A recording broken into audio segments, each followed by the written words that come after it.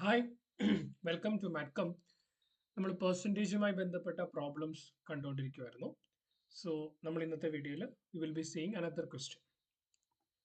The question is, in an examination, 60% of the candidates passed in English, 70% of the candidates passed in mathematics, but 20% failed in both the subject. If 2,500 candidates passed in both the subjects, the number of candidates who appeared at the examination was. So ഒരു എക്സാമിനേഷനിൽ രണ്ട് paper ഉണ്ട്. ഒന്ന് ഇംഗ്ലീഷും മാത്തമാറ്റിക്സും. ഇംഗ്ലീഷിന് 60% students പാസ്സായി, മാത്തമാറ്റിക്സിന് 70% students പാസ്സായി. 20% students രണ്ട് സബ്ജക്റ്റിലും ഫെയിലായി. 2,500 candidates രണ്ട് സബ്ജക്റ്റിലും പാസ്സായി. ഓക്കെ, അങ്ങനെയാണെങ്കിൽ പങ്കെടുത്ത് എക്സാം എഴുതി എക്സാമിൽ പാർട്ടിസിപ്പേറ്റ് ചെയ്യാൻ അപ്പിയർ ചെയ്ത് സ്റ്റുഡൻസിന്റെ മൊത്തം എണ്ണം എത്രയാണ്? നമുക്ക് വെൻ ഡയഗ്രാം വെച്ചിട്ടും സോൾവ് ചെയ്യാം, അല്ലാതെ സോൾവ് ചെയ്യാം. ഇതൊരു കോമൺ സെൻസിബിൾ ആയിട്ട് നമ്മൾ അപ്ലൈ ചെയ്താൽ, for example, if you are considering ഇംഗ്ലീഷിൽ പാസ്സായ കുട്ടികളുടെ എണ്ണം അപ്പോൾ 60%.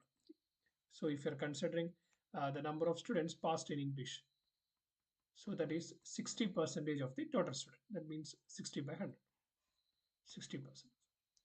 Then if you are considering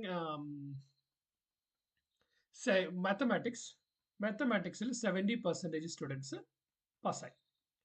20% students എന്ന് പറയുന്നത് 20% സ്റ്റുഡൻസ് എന്ന് പറയുന്നത് എന്തായി? 20% സ്റ്റുഡൻസ് രണ്ട് സബ്ജക്റ്റിലും ഫെയിൽ ആയി. കറക്റ്റ്.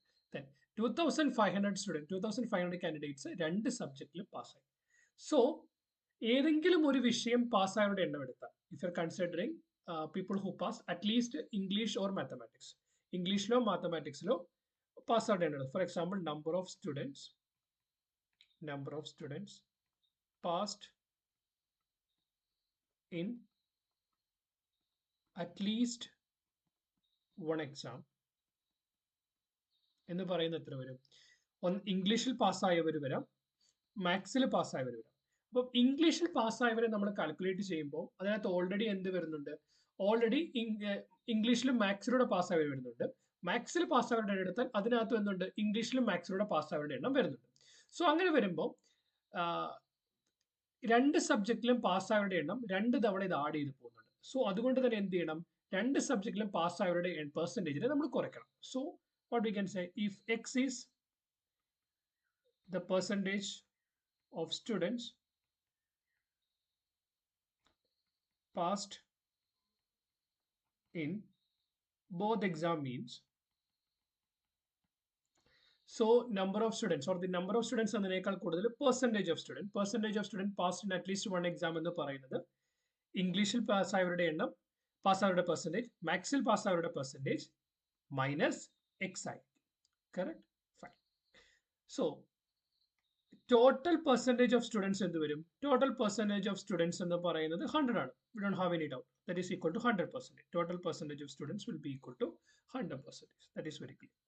ദെൻ ഇതിനകത്ത് എന്തൊക്കെ വരുന്നത്? ടോട്ടൽ പെർസെൻറ്റേജിനകത്ത് എന്ന് പറയുമ്പോൾ ഏതെങ്കിലും ഒരു വിഷയത്തിൽ പാസ്സായവർ പ്ലസ് രണ്ട് വിഷയത്തിലും ഫെയിൽ ആയവർ. Correct. Total number of students means percentage of students passed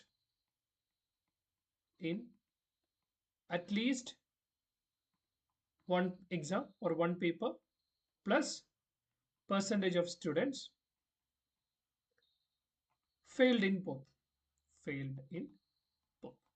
So then the 100% will be equal to, what is the percentage of students passed in at least one exam?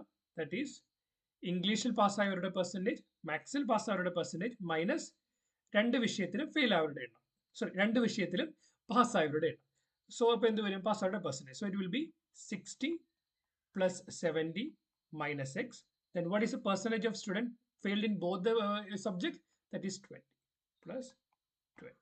Correct. So if you add it, it will become 150 minus x equal to 100. That means x is equal to 50%. So x is 50% means percentage of students failed in both the exam will be equal to 50%. Clear? അങ്ങനെയാണെങ്കിൽ what is the total number of students? രണ്ട് സബ്ജക്റ്റിലും fail ആയവരുടെ എത്രയാണ്? 2,500. So what is x? X percentage is nothing but 2,500. What is 6% is 50%. 50 by 100. 50 by 100. Percentage എന്ന് പറയുന്നത് എന്തുവാണ്? That is 2050 by 100 of x ആണ് എന്ത്? 2500 എങ്കിൽ total number of students എന്ന് പറയുന്നത് twice of that will be equal to 5000. ഇത് കാണുമ്പോൾ അല്പം കൺഫ്യൂസീവ് ആയിട്ട് നമുക്ക് ഫീൽ ചെയ്യാം. ഈ ഒരു ക്വസ്റ്റിനെ വളരെ സിംപ്ലിഫൈഡ് ആയിട്ട് വെൻ ഡയഗ്രാം വെച്ചിട്ട് നമുക്ക് സോൾവ് ചെയ്യാം. ഫോർ എക്സാമ്പിൾ ഇതിനകത്ത് പറഞ്ഞിരിക്കുന്ന കാര്യം എന്ന് പറയുന്നത് 60% സ്റ്റുഡൻസ് ഇംഗ്ലീഷ് പാസ്സായി, 70% സ്റ്റുഡൻസ് മാത്സിൽ പാസ്സായി, 20% സ്റ്റുഡൻസ് ബോത്ത് സബ്ജക്ട് രണ്ട് സബ്ജക്റ്റിലും പാസ്സായി, 2500 സ്റ്റുഡൻസ് എന്ന് പറയുന്നത് 20% സ്റ്റുഡൻസ് രണ്ടിലും ഫെയിൽ ആയി. So this was wrong. So 20% students എന്ന് പറയുന്ന ബോത്തിലും ഫെയിൽ ആയി, 2500 സ്റ്റുഡൻസ് ബോത്തിലും പാസ്സായി.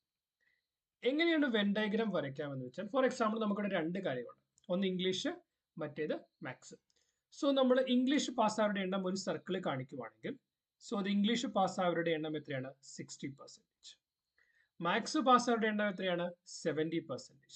നമുക്കറിയാം മാത്സ് പാസ്സായവരിലും ഇംഗ്ലീഷ് പാസ്സായവരുണ്ട്. സോ ഇതെന്ത് വരും? ക്രോസ് ബാർ ചെയ്ത് വരും.